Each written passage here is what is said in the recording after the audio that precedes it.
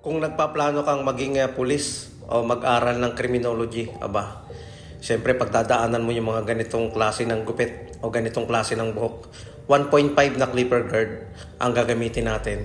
Nagpagupit ang ating estudyante na customer. 1 week pa lang siyang hindi nakakapagpagupit, pero kailangan niya na uli dahil required ng school na laging bagong gupit.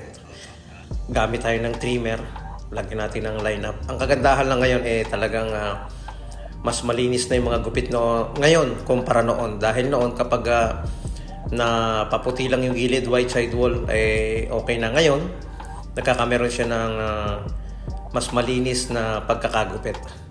Gamitan natin ng trimmer sa paggawa ng guideline.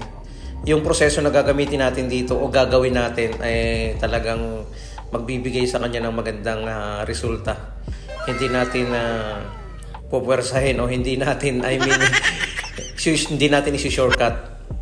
Kaya yung mga gustong maging pulis, tanggapin nyo na yung ganitong katotohanan na lagi kayong bagong gupit, lalo na kung kayo ay nag-uumpisa pa lang o first year college pa lang.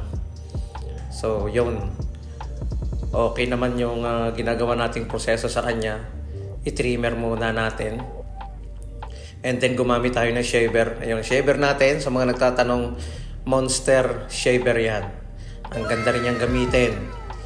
Yung shaver na yan. First year ka pa lang, sigurado ganito na yung buhok mo kapag criminology yung iyong korso. Pare-parehas kayo ng mga kaklase nyo, mga bilog.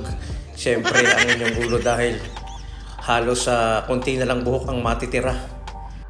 Gamitan natin ang number 1 na clipper guard para makita natin unti-unti yung pag-blend niya. Kahit mataas yan, kahit yung pagkakagupit natin ay sobrang taas na, kailangan pa rin natin gamitan ng proper procedure. Ayun, 0.5 na clipper guard.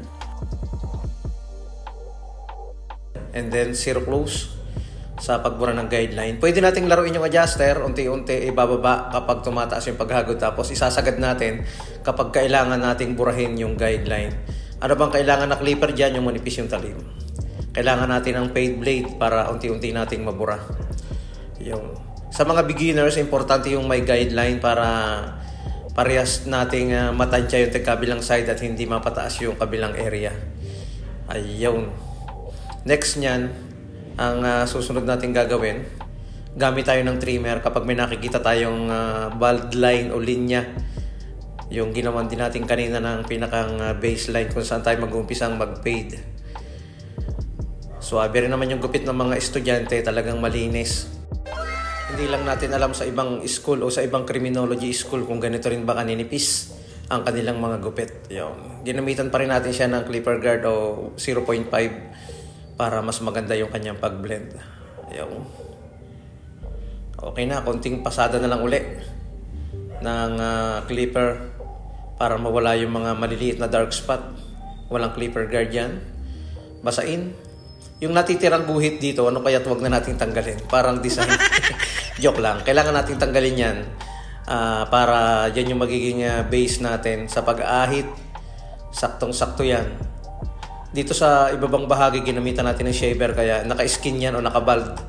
Nakabald yung pagkaka-fade natin sa ibaba niyan. Halos side na side yan. Kaya sa pagkakaahit natin, magiging balance yan na ang kanyang buhok at wala siyang linya.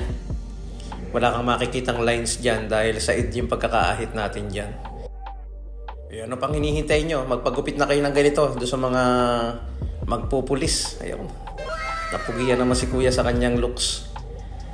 Every week, kailangan daw nila magpagupit or every month, depende sa sinabi ng kanilang teacher.